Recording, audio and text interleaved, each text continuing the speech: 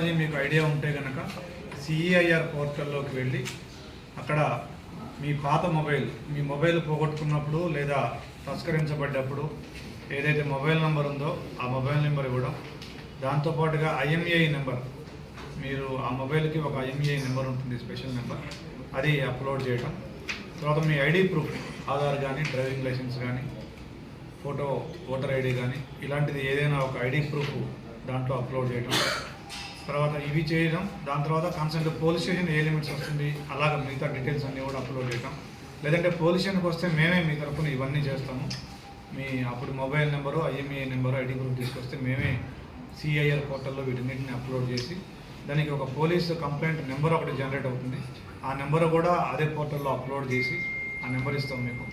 తర్వాత మీరు ఒక ఆల్టర్నేట్ మొబైల్ నెంబర్, మీది కానీ మీ బంధువులది కానీ ఎవరిదైనా ఒక ఆల్టర్నేటివ్ పోయిన నెంబర్ కాకుండా